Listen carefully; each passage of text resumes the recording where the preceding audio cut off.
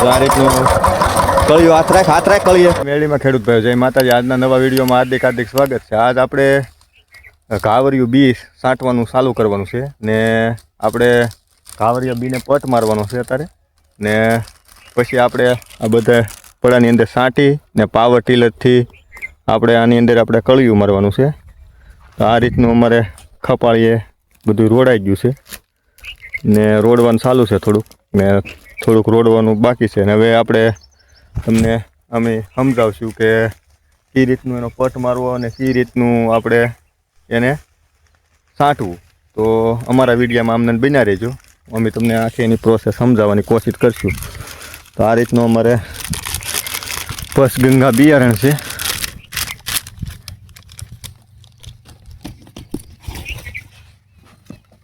એને પટ મારવાનો છે.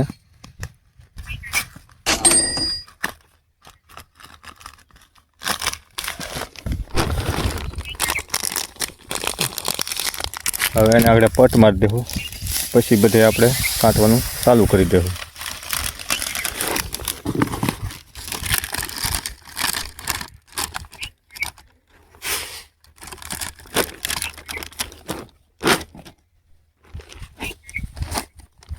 તો અમારા વિડીયોમાં અમને બિના રહેજો. તો આપણે ખેડૂત ભાઈઓ તો બી છાંટવાનું ચાલુ કરી દીધું છે. આ રીતનું કાંઈક કેરામાં બી છાંટવાનું છે. હાથથી આપણે ટ્રેક્ટરથી છટાય છે, પણ આપણે ટ્રેક્ટરથી નથી છાંટતા, હાથે છાંટીએ સહી. આ રીતનું જો અમે હવે પટ બધું મારીને તૈયાર કરી દીધું છે ને આ રીતનું છૂટું બધું છાંટવાનું છે.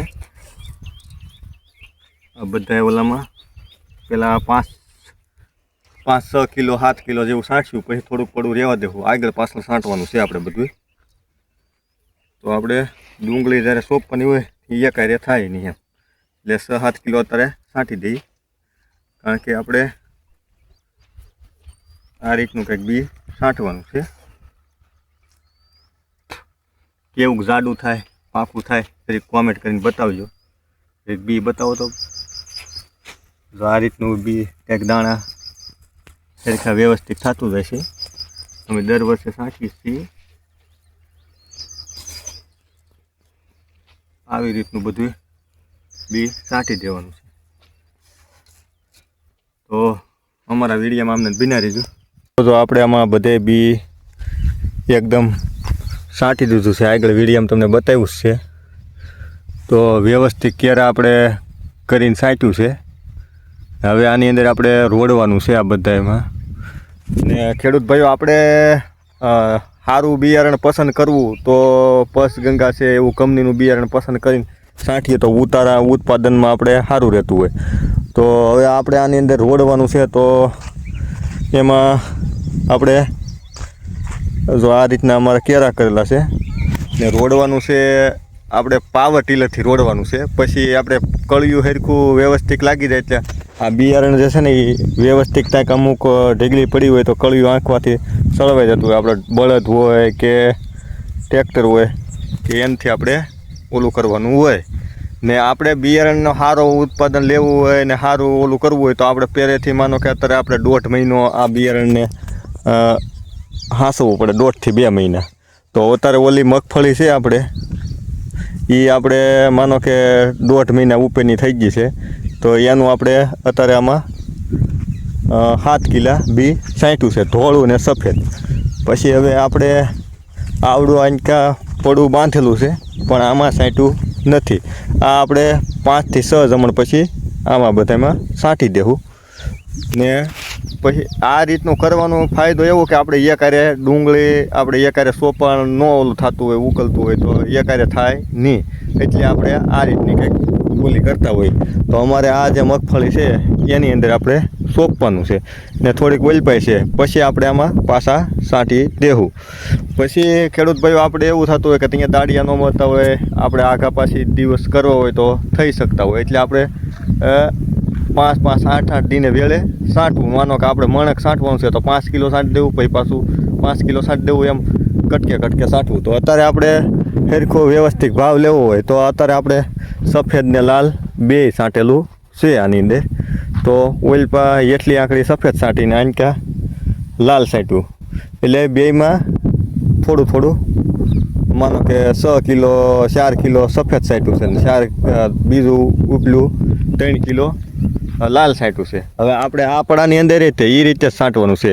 તો બધા પડામાં આપણે ડુંગળીની અંદર જે ભાવ સારો લેવો હોય તો માનો કે ડુંગળીનો ભાવ આપણે ત્યાં સફેદનો હોય તો સફેદનો વાટ્યો, એમ રીતે આપણે સોપ બતાવો હોય. તો અમારા વિડીયોમાં તમે અમને બના રહેજો. હવે આપણે આગળ પાવર ટીલર આવે છે ને આપણે રોડી નાખશું. આ રીતનું ફળિયું હાલતું જાય છે. બી એકદમ ફળવાતું જાય છે. આમાં ઢીકલો પીડ્યો હોય અમુક તો આ રીતનું કેરાની અંદર ફળવાતું જતું હોય. પાવર ટીલરથી આપણે ફળિયું આંકવાનું ચાલુ છે. ભાઈને આપી દીધું છે. અહીંયા ધોર્યો આવ્યો છે તો દરેક ઊંચું લઈ લે છે એ પાછું આ કેરામાં બેહાડ.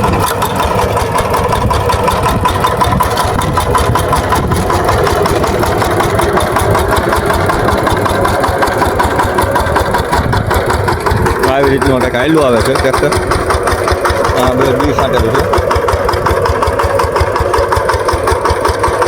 મીડિયમ કળિયું ખેડૂત ભાઈઓ રાખવું.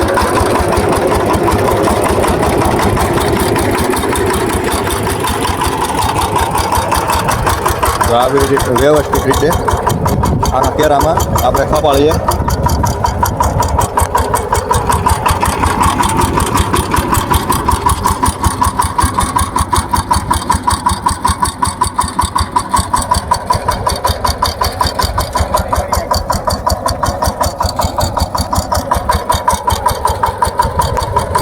તો આ રીતનું આપણે કંઈક કળિયું આપવાનું છે. આ રીતનું કળિયું હાથ રાખ કળીએ.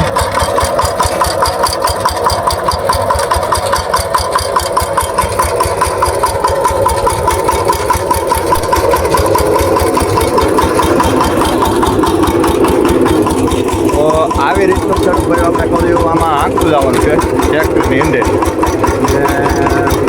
વ્યવસ્થિત ચળવાઈ જતું.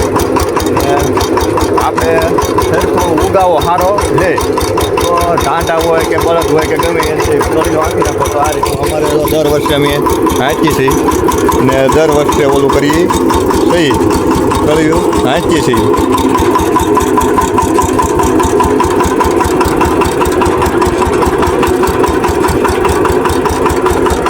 હવે આગળ હેઠે પોગી જાય, હેઠે આગળ વળી જાય. એમાં કાંઈ લાંબી પ્રોસેસ છે નહીં ને આ રીતનું અમે કળિયું હાંકી નાખીએ. તો આનો પછી અમે ઉગાવો કેવો લે છે એ તમને વિડીયો બનાવીને નાખશું ને કોમેન્ટ કરીને જણાવજો કેવું થાય છે પાવર ટીલરથી. હવે હેઠે પોગી ગયું છે ટ્રેક્ટર.